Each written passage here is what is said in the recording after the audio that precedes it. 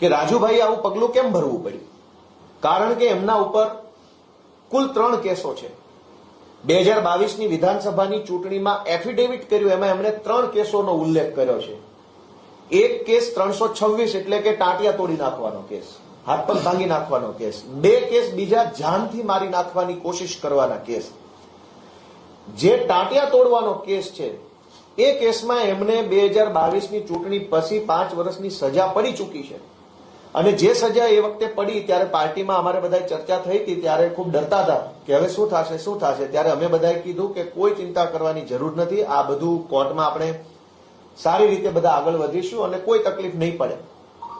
અને બાકીના જે 2 અલગ અલગ કેસ, 307ના 2 કેસ, એ બંને કેસોમાં રાજુભાઈની આજે કોર્ટની અંદર સુરેન્દ્રનગરની કોર્ટમાં મુદત છે. હું પુરાવો સાથે લઈને આવ્યો છું. રાજુભાઈ ઉપર જાનથી મારી નાખવાની કોશિશ કરવાના 2 કેસો છે.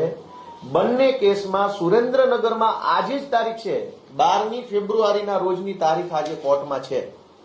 અને કોર્ટમાં શું થવાનું હતું આજે અહીંયા લખ્યું છે, ફાઇનલ આર્ગ્યુમેન્ટ, આખરી નિર્ણય આજે સુરેન્દ્રનગરની સેશન્સ કોર્ટમાં 12મી ફેબ્રુઆરીએ રાજુભાઈ કરપડા, જો અહીંયા આરોપીના નામ લખ્યા છે, ભૂપતભાઈ જીલુભાઈ, ઓરુભાઈ જીલુભાઈ, રાજુભાઈ મેરામભાઈ કરપડા, બાવકુભાઈ અને રામકુભાઈ, આ 5 આરોપી ઉપર જે કેસ છે એ કેસનું સુરેન્દ્રનગરની અદાલતમાં આજે આખરી નિર્ણય થવાનો હતો.